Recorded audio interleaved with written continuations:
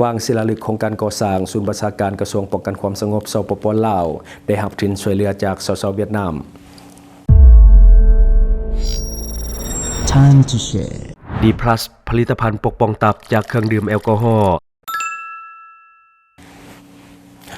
สวัสดีท่านผู้ชมกลับมาพบกับรายการทำทูแชร์สำหรับพวกข่าวที่เราอยากจะนำเสนอในวันนี้ก็คือข่าวที่กำลังปรากฏตามสื่อโซเชียลของเราในปัจจุบันก็คือเรื่องของการวางศิลาฤกษ์โครงการก่อสร้างศูนย์บัญชาการกระทรวงป้องกันความสงบลาวได้รับทุนช่วยเหลือจากสส.เวียดนาม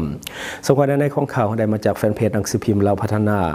หนังสือพิมพ์ความสงบรายงานว่าวันที่2 ธันวาคม ปี 2025กระทรวงป้องกันความสงบได้จัดพิธีวางศิลาฤกษ์โครงการก่อสร้างศูนย์บัญชาการกระทรวงป้องกันความสงบลาวที่ได้รับทุนช่วยเหลือจากสส.เวียดนามโดยการเข้าร่วมของฐานพลเอกวิไลลักษณ์คำฟองรองนายกรัฐมนตรีกระทรวงป้องกันความสงบฐานพลเอกเลืองตามกวางกรรมการกรมการเมืองศูนย์กลางภาครัฐมนตรีกระทรวงป้องกันความสงบของสส.เวียดนามพร้อมด้วยภาคส่วนที่เกี่ยวข้องเข้าร่วมฐานพลจัตวาหาดเองตวนหัวหน้าคุ้มครองก่อสร้างและก็ค่ายคู่กระทรวงป้องกันความสงบเวียดนามได้รายงานว่าโครงการก่อสร้างศูนย์บัญชาการกระทรวงป้องกันความสงบลาวมีเนื้อที่อ้อมรอบทั้งหมดแม่น 61,755 ตารางเมตรประกอบมีอาคาร8ชั้น1หลังและก็ห้องเฮ็ดเวียกห้องรับแขกห้องประชุมพร้อมทั้งประกอบสิ่งอำนวยความสะดวกในการเฮ็ดเวียกครบสุดโครงการได้ออกแบบทันสมัยและก็ผสมผสานกับศิลปะลายลาวในเนื้อที่ก่อสร้างอาคารแม่น 3,732 ตารางเมตรพื้นที่ภายนอกแม่น 32,568 ตารางเมตรคณะรับผิดชอบก่อสร้างประสานสมทบกับคณะรับผิดชอบฝ่ายลาวจะลงมือก่อสร้างให้สำเร็จตามแผนที่กำหนดไว้ท่านพลเอกเลืองตามกวางกล่าวว่าสองชาติลาวและเวียดนามมีมนต์เสื่อสามัคคีมาแต่ดนนานโดยผู้นำของสองประเทศเป็นผู้ก่อตั้งให้การช่วยเหลือซึ่งกันและกันคล้ายคือกับไอ้น้องในนั้นสองกระทรวงป้องกันความสงบลาวและเวียดนามได้สืบต่อเพิ่มพูนคุณสร้างการร่วมมือหอบด้านระหว่างสองภาคสองรัฐและประชาชนสองชาติลาวและเวียดนามและลาวที่มีมนต์เสื่ออันดีงามตลอดมาและก้าวสู่ล่วงเลิกภายใต้เงื่อนไขของสภาพการใหม่โดยเฉพาะแม่นสองกระทรวงป้องกันความสงบยังได้ร่วมมือกันในเวียกงานต่างๆเป็นต้นเวียกงานเรื่องของการต้านอาชญากรรมทางอินเทอร์เน็ตต้านการค้ายาเสพติดการค้ามนุษย์และการร่วมมือระหว่างชายแดนติดจอดและบรรดาแขวงแหกเซี่ยวก่อสร้างวิทยาคารการเมืองปกส.ศูนย์บำบัดปิ่นปัวผู้ติดยาเสพติดและฐานข้อมูลพลเมืองและบัตรประจำตัวทันสมัยด้วยจิตใจเพื่อนช่วยเพื่อนเหมือนดังช่วยครอบครัวตนเองท่านพลเอกวิไลลักษณ์คำฟองได้แสดงความขอบใจอย่างจริงใจมายังรัฐบาลเวียดนามที่ได้ให้การช่วยเหลือตลอดมาอิงตามความจำเป็นตามการเติบใหญ่ขยายตัวของกำลังป้องกันความสงบของสปป.ลาวในแต่ละปีได้มีการขยายตัวทั้งด้านจำนวนและคุณภาพเฮ็ดให้พื้นฐานโครงหลังบ่สามารถที่จะตอบสนองและการห้องหับในการขยายตัวกำลังได้เนื่องจากว่าพื้นฐานโครงหลังสำนักงานที่นำใช้ในปัจจุบันมันเก่าและก็นำใช้มาหลาย10 ปีแล้วฉะนั้นการก่อสร้างพื้นฐานโครงหลังของกระทรวงป้องกันความสงบลาวแม่นสำคัญและก็จำเป็นเพื่อสร้างสิ่งอำนวยความสะดวกทันสมัยเหมาะสมครบถ้วนได้มาตรฐานและสามารถห้องหับการเติบใหญ่ขยายตัวของกำลังป้องกันความสงบของลาวในอนาคตดังนั้นจึงมีความจำเป็นต้องได้ก่อสร้างศูนย์บัญชาการหลังใหม่ให้สามารถที่จะตอบสนองบอนเฮ็ดเวียกให้เพียงพอเพื่อเป็นใจกลางและการรวมศูนย์ในการสีนำบัญชากำลังป้องกันความสงบแห่งสปป.ลาวให้มีประสิทธิภาพประสิทธิผลสูงสุดเชื่อว่าคณะรับผิดชอบโครงการฝ่ายลาวและเวียดนามก็คือบริษัทรับเหมาก่อสร้างโครงการจะสืบต่อประสานสมทบจัดตั้งปฏิบัติโครงการก่อสร้างศูนย์บัญชาการป้องกันความสงบสปป.ลาวให้สำเร็จตามคาดหมายที่กำหนดไว้อันนี้คือเนื้อในของข่าวเนาะที่ว่ามีการสร้างศูนย์บัญชาการของปกส.หรือว่าป้องกันความสงบแห่งสปป.ลาวหลังใหม่เนาะเพื่อรองรับกับการขยายตัวเพราะว่าพื้นฐานโครงหลังในปัจจุบันถือว่ามันเก่าและก็บ่เพียงพอสำหรับการรองรับบุคลากรที่เพิ่มขึ้นในเรื่องของจำนวนและก็เรื่องของคุณภาพที่ว่าเพิ่มขึ้นหลายฉะนั้นต้องมีความจำเป็น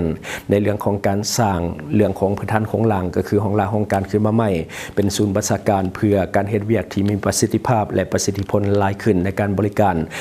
ภาคประชาชนให้มีประสิทธิภาพหลายขึ้นนํด้วยเนาะอันนี้ก็คือเรื่องของโครงการดีๆที่ได้รับทุนช่วยเหลือจากสส.เวียดนามที่ช่วยในการก่อสร้างเนาะแล้วก็มีการมารับเหมาทางบริษัทฝ่ายลาวและก็ฝ่ายเวียดนามที่เฮ็ดเวียกร่วมกันเนาะบัดนี้มาต่ออีกหนึ่งข่าวที่น่าสนใจก็คือคณะผู้แทนจากสปป.ลาวเข้าร่วมกองประชุมคณะสภาผู้บริหารของสถาบันสถิติในภาคพื้นอาเซียนแปซิฟิกที่ประเทศญี่ปุ่นในของข่าวได้มาจากเพจกระทรวงการเงิน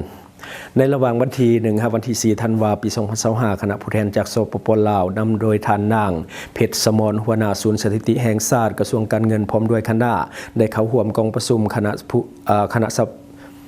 ะสภาผู้บริหารของสถาบันสถิติในภาคพื้นอาซีและก็แปซิฟิกครั้งที่21และก็กองประชุมผู้บริหารของหัวหน้าสถาบันสถิติในของเขตภาคพื้นอาซีและแปซิฟิกซึ่งจัดขึ้นอย่างเป็นทางการที่ประเทศญี่ปุ่นกองประชุมดังกล่าวมีคณะผู้บริหารระดับสูงเชี่ยวชาญมีผู้เชี่ยวชาญและก็ผู้แทนจากบรรดาประเทศสมาชิก NSO ในของเขตของอาซีและแปซิฟิกเข้าร่วมจุดประสงค์ของกองประชุมในครั้งนี้เพื่อปรึกษาหารือและก็แลกเปลี่ยนประสบการณ์ในการปรับปรุงข้อมูลสถิติเป็นต้นแบบการผลิตและก็มีการเผยแพร่ข้อมูลรวมทั้งการจัดตั้งปฏิบัติเวียงงานสถิติในภาคพื้นอาเซียและแปซิฟิกพร้อมนี้ก็ได้มีการแลกเปลี่ยนบทเรียนภายใต้หัวข้อ Enhancing Leadership Advocacy for Effective User Engagement Management ตั้งหน้าจากสปป.ลาวโดยท่านนางเพชรสมรหัวหน้าศูนย์สถิติแห่งชาติได้ขึ้นนำเสนอแลกเปลี่ยนบทเรียนเกี่ยวกับเรื่องของการผลิตและก็การเผยแพร่และการมีส่วนร่วมของผู้ชมในใช้ข้อมูลสถิติในสปป.ลาวและก็การเข้าร่วมกองประชุมในครั้งนี้ถือว่าเป็นโอกาสสำคัญในการยกระดับระบบสถิติแห่งชาติเพื่อก้าวไปสู่มาตรฐานสากลนั่นเองเนาะอันนี้ก็คือในของข่าวและทั้งหมดก็คือสิ่งที่เราเก็บมาเล่าสู่ฟังหวังว่าท่านจะได้รับสาระดีๆสำหรับท่านที่ว่าเบิ่งรายการเฮาอยู่คิดเห็นจังใดกับสิ่งที่ว่านำเสนอไปก็อย่าลืมฝากไว้ภายใต้คอมเมนต์ของเฮาและข้าพเจ้าจะเข้าไปอ่านด้วยตนเองขอขอบใจข่าวสารที่หลากหลายนำเสนอได้โดนใจวิเคราะห์ตรงประเด็นแถมเนื้อหาก็ฟังง่ายอัปเดตข่าวเล่าทุกแบบทุกสไตล์ฟังกันสบายที่ช่องทางทูแชร์Time to share Time to share Time to share แล้วครบเครื่องดื่มข่าวคนเล่าแท้ๆนำเสนอลงคลิปใหม่ทุกวันเปิดมาเมื่อไรก็ได้เจอให้ชมกันฟรีเสิร์ฟสิ่งดีๆให้เสมอข่าวราวยุคใหม่ไว้ใจ Time to share Time to share Time to share Time to share แล้วพบกันทุกช่องทางลงคลิปแบบจุใจที่ YouTube ก็ดูได้ทุกวัยทุกยุคที่ Facebook ก็มีข่าวที่หลากหลายที่ TikTok ก็วิเคราะห์ก็ชับใหญ่ข่าวเรายุคใหม่ไว้ใจ Time to share Time to share Time to share Time to share แล้ว Time to share Time to share Time to share แล้วข่าวเรายุคใหม่ไว้ใจ Time to share Time to share ครบเครื่องดื่มข่าวคนเล่าแท้ๆนำเสนอลงคลิปใหม่ทุกวันเปิดมาเมื่อไรก็ได้เจอ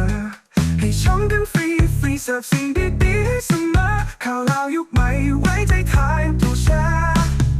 Time to share Time to share Time to share แล้วพบกันทุกช่องทางลงคลิปแบบจุใจที่ YouTube ก็ดูได้